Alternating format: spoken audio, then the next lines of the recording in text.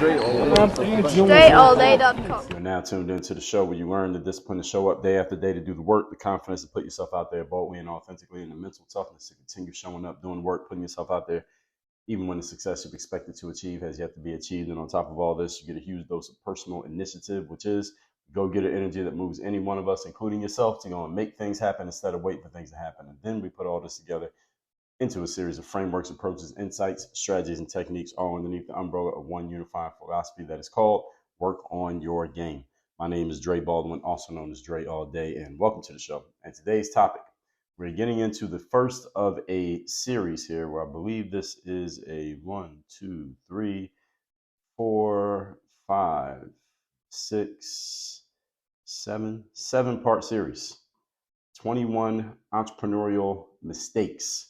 21 mistakes that entrepreneurs consistently make in your businesses. I'm going to be covering them over the next 7 episodes, and today is going to be part 1 of that. Before we get started, I want to remind everybody that I send out a text message every single day, guaranteed to have you focused, sharp, and on point. I call it the Daily Motivation. You can receive that message by simply dropping into my text community. All you got to do is text me at my number, which is 305-384-6894. Once you're in there, you also will have the opportunity to get my Monday motivation text, which I send out every Monday, and that'll be to help you out for your week. And again, that number is down below in the description. Secondly, Work on Your Game University. That's the only place that I do any coaching. If you'd like to work with me directly, we have a 4-part framework based around mindset, strategy, systems, and accountability, the needs that entrepreneurs have, and they are in that particular order. You can join the university and get coached directly by me by going to workonyourgameuniversity.com. That link is down below in the description. And listen, if you listen to this show, anything you ever heard me talk about, those are things that get covered in Work on Your Game University. Our coaching is really based on who we are working with, and what they need is not necessarily everybody has to go through the exact same steps or watch the exact same videos. We don't do coaching like that. I know people who do their coaching that way, and it's not that they're necessarily bad, because everybody needs different things at different times. But over here at Work on Your Game University, our coaching is based on who we are working with and what you specifically need, because everybody needs different stuff. So just so you understand that, if you're thinking about coming over to the university, we're going to help you with what you specifically need. And if you listen to the show often enough, you probably have a pretty good idea on if I could help you with the things that you are working on right now, or you just pay attention to what I'm doing, you can see. So again, that's workonyourgameuniversity.com. Now, with all that out of the way, getting into this topic, 21 entrepreneurial mistakes. I was surprised when I started laying this out that I had never done a series like this, where I just laid out just mistakes people make as entrepreneurs. I've done other series where I've talked about things related to entrepreneurship, such as entrepreneur disciplines that any entrepreneur needs to have. That was episodes number 25, 63, 64, and 65. I did a 3-part series on that, and I've done many series here on this show. Just recently, episodes 20, 27, 70, and 71, 6 scary things every entrepreneur must do. Those episodes were, what was that, maybe about 3 weeks ago, those episodes came out. And I've done many other series on other things, like underlying drivers of fear, false money beliefs that are keeping you broke. That's a big one, especially for entrepreneurs who get to name their own prices and have to kill anything that you're going to eat. That was episode 2649 through 2656. The underlying drivers of fear was 2687 is the first episode of that series. Keys to Confidence, 2630 was the first episode of that one. Keys to Productivity. That one started with episode number 2595. Money Increasing Myths, that starts with episode 2569. Businesses You Can Start Right Now starts with episode 2535. And I got so many of these series, I'm not going to list them all, because I could do a whole episode just listing the series and it would take me 20 minutes. But here at the Work on Your Game Masterclass, you see that we have over 2,700 episodes in the history of this show. So there's a lot that you can catch up on if you are new around here. And even if you are old around here, you've been listening to the show for a while, I'll bet you probably don't remember most of the episodes that you've heard. I'm sure there's some things I've said that have been, they stuck with you, but most of the things that I've said might have gone in one ear and out the other, not because you're not listening, not because you're not paying attention, but simply because we can't retain every single thing that we hear. You might have heard some things that were useful, but they just weren't relevant to you at that time in that moment. So I would suggest that you kind of catch up on some of the things that have been shared here on the Work on Your Game Masterclass. You can listen to any episode in the history of the show by going to workonyourgamepodcast.com. should have got workonyourgamemasterclass.com. I guess I could still get that domain name. I doubt anybody's taking it. But for now, the website is workonyourgamepodcast.com. And also you can go to dreallday.com/blog, dreallday.com/blog. And then you can listen to or watch. We do video as well for any episode in the history of the show. Also, you can get the all the articles that we put out. And also you just go to dreallday.com/blog and then put another slash and put the number of any episode that I mentioned that I reference here. And that episode will come up where we have you'll get the description, you'll get all the links, you can get the audio if you like to listen to audio. Also the video, we've been doing videos since roughly around episode 1200. So anything from episode 1200 on, there'll be video as well. Anything before 1200, there will only be audio, but we have every episode ever somewhere that you can listen to or watch. So now with all of that out of the way, let's get into these 21 entrepreneurial mistakes. And again, I was surprised I see that I hadn't done that yet. I will let you know that I did map out 13 key entrepreneurial mistakes. I made a free guide that you can get by going to workonmygame.com, where I'm not only talking about them, I also have a video on what each one is, why these challenges come up, and what you can do to fix them. That is all, again, at workonmygame.com. So just go to that domain name, put in your email address. We'll send you straight to the page where you can see the 13 mistakes, where I explain what each one of them, where they originate, why this problem exists, and then what to do about it to fix that problem. And we want you to come into the university so we can help you with not only the fixes, but also the things you need to be doing, not just fixing the stuff that you shouldn't be doing or things that may be being done incorrectly. So again, that's at workonmygame.com. So these mistakes that I'm going to lay out here and over the next 6 episodes after today in this series, these often apply to entrepreneurs who are relatively new, but they also do apply at times to veteran entrepreneurs who may have never been taught some basics and fundamentals that are going to get mentioned in this series, or maybe because you've been in the game so long, you get so seasoned, grizzled veterans out there, that you forget about some of the fundamentals of the game that for whatever reason, they just get away from you because you haven't been brushing up on your skills. And that happens to us sometimes when we're in a space for a long time. We forget about the basics that got us started. So any entrepreneur, whether you are a side hustling entrepreneur, you're a full-time entrepreneur who is just getting started, or you're a seasoned entrepreneur who's been in the game for a long time, something that I bring up in this series will be something that is going to catch your eye or ear, and you know that you need to do something to fix it. That's what we're going to bring up over the next, again, 7 episodes of this series, starting with this as episode number 1. Point number 1, topic once again is 21 entrepreneurial mistakes. Number 1, lack of clarity regarding who your target client is. You simply don't know who you are trying to serve. Question, who are you creating your products and services for? You need to know who your target person is. Who do you want to serve? You need to know who they are demographically, meaning things that you can measure and count. Like they're this age, they're male or female, they live in this type of place, this is the kind of work they do, this is how much money they're making roughly. Those are the demographics. Those are the things that you could, if you knew enough information, you could just measure and count them. Also, psychographically. Psychographics are about the things you can't measure and count and you can't see, but it's about what's going on in the mind of your consumer. And we got to remember that people make decisions based on what's happening in their mind, the conversation going on in their own mind. So the better you understand that conversation, the better you can target them and talk to them and meet them where they're at, pretty much. So demographics, again, is stuff you can measure. Psychographics are the things you can't measure, but is all in their heads and also their hearts. And the psychographics matter a ton because the way a person thinks determine their behaviors. You ever notice a person taking some actions or not taking actions, and you find yourself confused as to why is this person behaving this way? Have you ever seen somebody behave in a way that just perplexed you and you didn't quite understand why? It's because you were unclear on what was going on in their heads. Now, you may have seen what they were doing or seen whatever you think you have seen about their situation before they started doing this activity, this behavior, but it was clearly something you didn't know that was going on in their head, which led to an action that they took that you didn't understand, but I guarantee you they had their reason for doing it.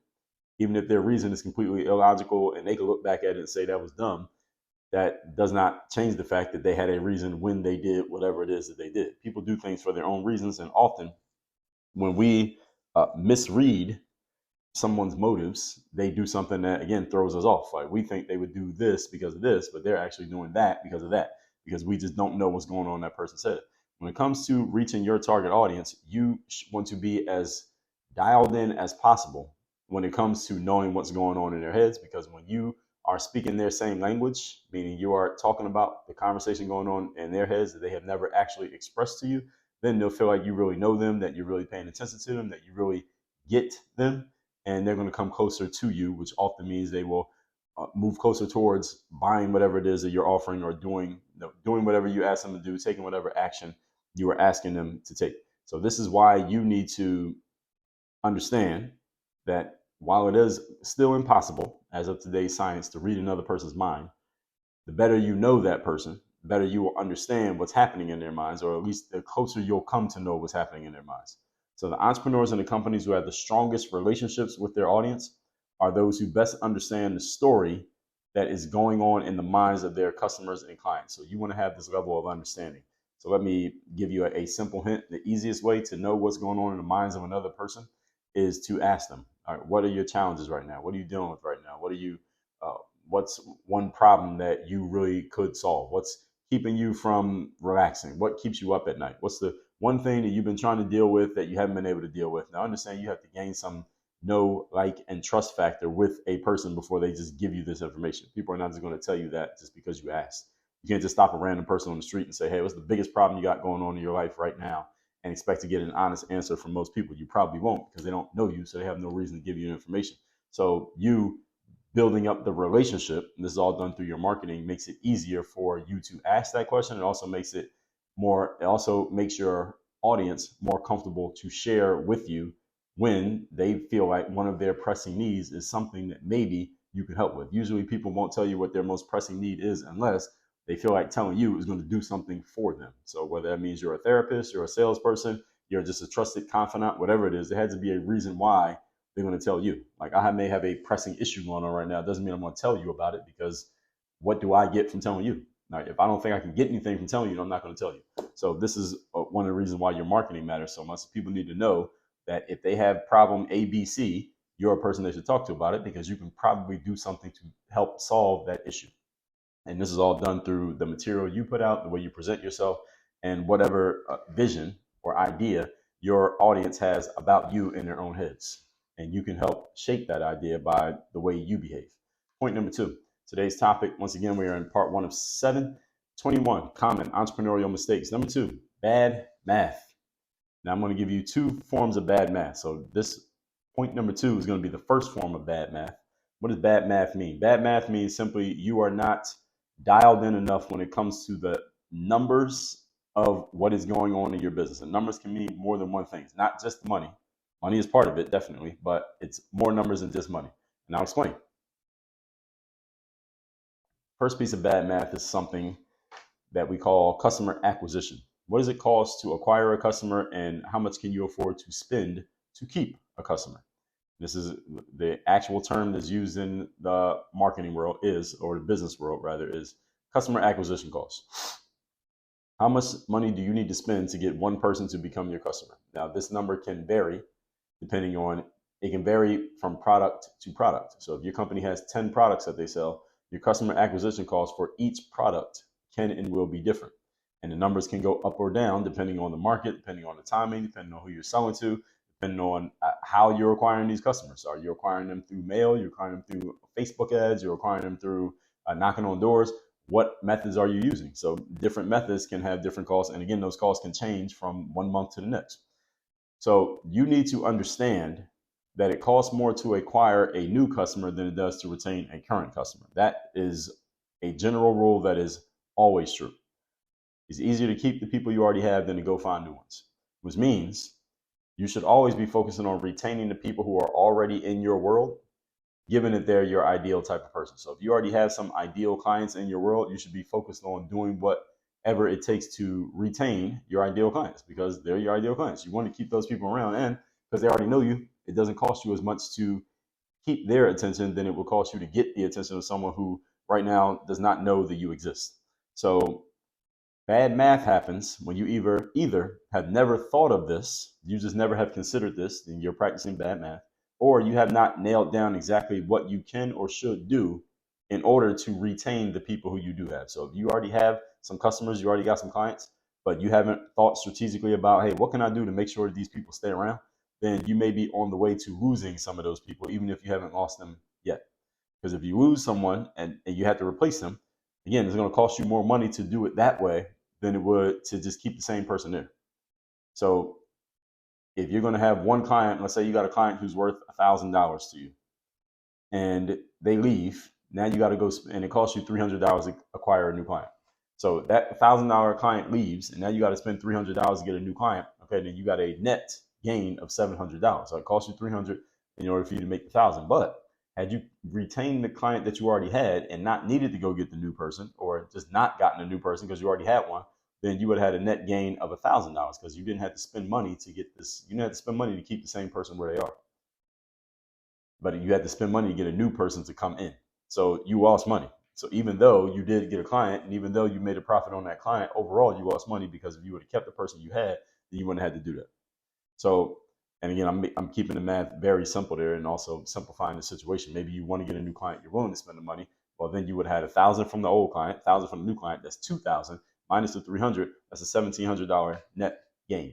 So either way, you want to keep the clients that you have. All right. As long as they're a client who you want, then you don't want to need to replace those people. All right. So you don't want to be replacing clients. You want to be maintaining them or retaining them. This is important in both businesses that have high volumes of transactions and in businesses that are selling high ticket products and services. Because if you have high volumes of transactions, ideally, you want customers who have already bought from you to buy again. Because when you have high volumes, usually you're selling something that's more lower ticket. So think Amazon, think Walmart, think Whole Foods, think your local grocery store. People go to these places over and over and over and over again. You spend thousands of dollars. So any of you who's lived in a place, let's say you lived in a certain neighborhood for 5 years or more, just imagine how many thousands of dollars do you think you spent at the local grocery store? You spent a lot. Any of you who's an Amazon user, how much money have you spent on Amazon? You just calculate every transaction you've ever done on the Amazon app. Now we know all the money doesn't go directly to Amazon. Some of it goes to the sellers, but just every dollar you spent on their app, how much money do you think that is since you've had an Amazon account? For most of us, it's in the thousands, maybe the tens of thousands of dollars you spent there. So they want you to keep buying over and over and over again, because it doesn't cost them as much money to keep you buying than it would for you to leave and then to have to go get a new customer to take your place. And it's the same thing when you're selling high ticket things. Say you're selling a $20,000, $30,000 product, $100,000 product. You don't want to have to keep replacing those people. You want to keep the people you have, retain them. And if you would like to expand your business, yeah, go get new people, but you don't want to be losing people at the same time that you're gaining people. All right, that's why you got to know your math. And when you know your math, then you can make calculated decisions about how much money you can spend on advertising. How much money can you spend on marketing? How much money can you spend on this next campaign? Does it make sense to invest in this, or does it not make sense? Because you can just look at the math. You can have a black and white answer instead of a feelings based, just going off of gut feeling answer. You want to be doing things off of some objective reality measurement. Point number 3. Today's topic, once again, we are part 1 of our series of 21 common entrepreneurial mistakes. Number 3 is the second part of bad math. So there's another version of bad math. This is when your pricing is inadequate, both for you and for your ideal person. And what do I mean when I say inadequate? Inadequate means that your pricing is, first of all, even when you're making sales, you're not bringing in the type of money that you want to bring in, because your pricing is just not high enough to satisfy you and your needs and or the needs of your business. And B, your pricing is not high enough to even attract or get the attention of, or to be taken seriously by your ideal customer. Understand that many entrepreneurs think that a lower price will automatically just bring in more people, and your customers and clients will be happier because the price is lower, because they get to keep more money in their own pockets. And this sounds like logically that it makes sense, but it's actually not true. The paradox of it is, when you lower your prices, what happens is you attract a certain customer who is looking for something at a certain price point, and you also repel people who are looking for something at a certain price point. So if I'm a customer and I'm looking to buy some type of high ticket product or service, and I'm looking to spend around $20,000, and your product costs $2,000, I'm not even noticing your $2,000 product, because I don't take a $2,000 product seriously. I don't think a $2,000 product can help me. So I'm not even paying attention to it. I'm not even gonna look into it. You may be wildly underpriced. I may be able to get a steal by paying $2,000 for your product, but I won't even know, because I'm not paying attention to a $2,000 product. I'm looking to invest $20,000. So when you have that $20,000 product priced at $2,000, what you're going to attract is a bunch of people who are looking for a $2,000 deal. which number one, no matter how many you sell, you may not be satisfied with the people you attract or the money you end up making relative to the work you have to do to service all those people. That means you had to sign up 10 people to make $20,000. So you're happy you got the 20 grand, now you got to serve 10 people. But what if your price is 20,000? You only have to serve one person and you got $20,000. And that person probably is going to do more of what you tell them to do, implement more of what you give them, and be less of a headache than the 10 $2,000 people. Again, this is it can seem paradoxical, but this is a truth of how it works in sales. The more money a person invests, that's your client or customer, the less of a headache they are, the more compliant they are in doing what you actually ask them to do. And actually, let's leave it at those two. The fewer of them that you need, but you actually make more money. Fewer people, more money. That's how it works. Any of you who works in a service-based business where you have clients, can anybody tell me that I'm wrong about that? That any of you look at your client base, you look at the people who give you the most money, then look at the people who give you the least money. There are usually fewer people at the top who give you the most money, but if you just group them together, you drew some kind of cutoff line between the top and everybody else. The top is a handful of people. It's not that many compared to your overall client base, but those few people are worth more to you than all the other people on the list put together, even though it's way more people at the bottom half of the list, so the bottom segment of the list than at the top segment. This is how all of life works, everybody. The few people at the top will do more for you than all the masses everywhere beneath that line. Wherever you draw that line, you get a lot more from those people. The people if you were to take the top 10% of wealth holders in the world right now today in America, I'm just making up the number 10%, top 10%. Those 10% of people, you added all of their wealth together, is more than the entire rest of the 90% put together. And it's the same thing for you when it comes to your clients. Your top 10% are probably worth more than the bottom 90% put together, or your top 25% are worth more than the bottom 75% put together. So when I say bad math here, sometimes your pricing is too low to attract the type of people who you actually want. And this really becomes a mindset challenge for a lot of entrepreneurs. This is a mindset thing. This is a stomach thing, because some entrepreneurs, some of you listening to me now, you want to make a lot more money in your business. The challenge is you don't have the stomach to ask for more money. And this is why you're not attracting your ideal clients.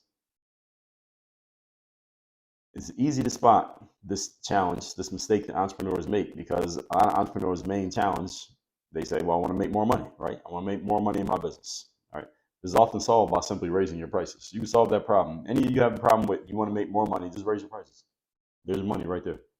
But it's not that simple, right? We all know it's not that simple, because many entrepreneurs have very unhealthy mindsets around money that preclude you from being able to raise your prices above a certain level. What happens is some entrepreneurs don't see themselves ever spending more than a certain amount of money, so they can't move themselves to charge someone else a certain amount of money, because they would never spend it, so they don't think anybody else will spend it, at least not with them. And many entrepreneurs make buying decisions for their clients and customers before the client or customer actually has a chance to make a decision on their own. In other words, there are entrepreneurs listening to me right now who say, well, Dre, I can never have a price that's 10 times higher than the one that I have now, because I don't think my customers or clients, first of all, maybe you don't think they have the money. Secondly, you don't think they would ever spend the money. And third, you don't think they would ever spend it with you, even if they did have it. And you could be wrong on all three fronts. It is not, here's a principle for all of you. It is not your responsibility, nor are you qualified to make a buying decision for your client or customer. You decide what the value is of what you're offering. You present it to them and let them tell you whether they have it or not, whether they value it or not, or whether or not they're willing to spend it. And if you just have that frame, if you were to get yourself into that frame of mind, then you'll find that maybe some people who you thought never would buy that, or you thought they might not have the money, they would buy it, and they do have the money, and they will pay you. But you got to ask for it. If you don't ask for it, then you can't never get paid. This is just the way it works. Closed mouths don't get fed. So some entrepreneurs think, well, there are people who would spend that much money, but my audience would not spend that much money. Or some of you entrepreneurs, it's a self-worth issue with you personally. You don't think you're worth that much money. You don't think you could ask for that much money. You think maybe somebody else could, like Dre, maybe you could ask for that much, but I can't ask for that much. So you can't have that problem. You can't have that issue. One of the biggest mistakes that entrepreneurs make is when they're selling, they believe they need to, again, lower the price because a lower price will entice more prospects. This does not often produce the desired result, and there are many reasons why. I've given you a couple already. One is people may not see the value in your offer regardless of the price. Sometimes you have not built up enough value, so it doesn't matter what your price is, people are not going to buy it. Like you're trying to sell something for $10,000, somebody doesn't buy it, you think, well, maybe the price is too high. Well, that might not be the case. If your price was $10, somebody still might not buy it because they just don't see the value in whatever it is that you're offering. So you haven't built up the value properly. Two, second challenge could be when you lower the price again to make more sales, and you do actually make the sales, you may end up with less money than you wanted to make because your price point is too low, and you got to do more work because now you have more people to serve because your price was so low. Third, another challenge that could happen. Your best customers and clients, again, are those who will invest more money, not those who invest less. I talked about this a few episodes back, that whenever you get on an airplane, you see people sitting in first class. What's the reason that people sit in first class? I mean, people have different reasons, but one of the reasons that people sit in first class is because they can afford to sit in first class and they want to buy the most expensive thing on the menu just because they have the money to do it. It makes them feel good. It makes people feel good when people have resources, it makes them feel good to be able to use the resources. It's like if a person has a lot of money, they like to give lavish gifts to their friends and family members, not because their friends and family members need the lavish gift. They like to give the lavish gift because it makes the buyer feel good to give the gift. It just makes them feel because they know they can afford it. They have the resources to do it, and maybe their whole life they wanted to be in a position where they could give a lavish gift. So when they finally get to the position where they can do it, they want to do it. Don't rob them of the opportunity. Do not rob them of the experience. Let them do it by charging a high price because there are people out there who want to spend that much money. But if you don't offer it, they can't buy it. They are looking for someone with a high price item so they can buy it. But if you don't have it, they can't buy it. So when you lower your price, you are eliminating these people who want to spend more from ever being your customers because they're not looking for the lowest price item. Like, listen, everybody don't shop at Walmart, everybody. Everybody does not shop at Walmart. I don't shop at Walmart. Don't offer me something that's Walmart price. I'm not even noticing you if you got Walmart prices. I'm not looking for the cheapest thing. I'm looking for something else. And you need to understand that there are people out there who think like this and they will buy from you, but you got to have the stomach to put that price up there, to say it out loud, and to ask for it. And if you don't have those things, then you can't get the money. So listen to my episodes on money mindset, and you can learn more about this. And this money mindset is probably, when it comes to entrepreneurs who are on their way up, I would say this is the number one challenge, is money mindset. Just your mindset around money. I don't care what you're selling, who you're selling it to, what you did, or if you got a book, you got a course, whatever. Speaking, it doesn't matter. Money mindset is the biggest challenge I see with entrepreneurs who are ascending entrepreneurs. Money mindset. Number one, number two, number three. Listen to episode 2321 on healthy money mindsets. Episode 2214, how your poor money mindset is keeping you broke. Episode number 2556, money mistakes in selling. Listen to those 3 episodes. Let's recap this one. First part in our series on 21 entrepreneurial mistakes. Number one, lack of clarity about your target client. You don't actually know who they are. You don't know where to find them, and you have no idea what conversations going on in their head. You need to solve those problems and fix those immediately, because when we're clear on who we're talking to, it makes it much easier to do everything else. Number two, bad math. All right, the first point of bad math is you are not sure what it costs to acquire a customer, what you can spend to keep them, and you not doing enough work to retain the people who you already have. All right, your best customers are the ones who are already your customers, because not only is much more likely that they'll say yes to the next thing you offer, but they also have friends. Or most people have friends. And if you do a good job serving person A, they will bring their friends B, C, D, E, and F. And those are the easiest sales you're going to make. Number three, second part of bad math is inadequate pricing. The kind of pricing that, first of all, does not serve you or your business because you're not bringing in enough revenue. And secondly, doesn't serve your customer or client because the prices that you're setting are not attracting the type of person who you actually want to serve. So when you're clear on who your ideal person is, but your prices are not linearly correlated, they're not properly correlated to who that ideal person is, no wonder nobody's noticing your offer, because your pricing is not talking their language, and that can get in your way. And if we just fix that, will fix everything. But here at Work on Your Game University, you go to workonyourgameuniversity.com. You can see what our entire program is like, what it'd be like to work with me directly, what it'd be like to go through our program when it comes to the mindset, when it comes to your game plan and strategy, when it comes to your systems, when it comes to your processes, when it comes to making sure everything and everyone are being held accountable. Go to workonyourgameuniversity.com. We will go to work on all of these entrepreneurial mistakes, fix them, and get you on the other side of that fence to where things are going the way they're supposed to go. Again, that's at workonyourgameuniversity.com. Tomorrow we will get into part 2 of this series, Work on Your Game. Dre, all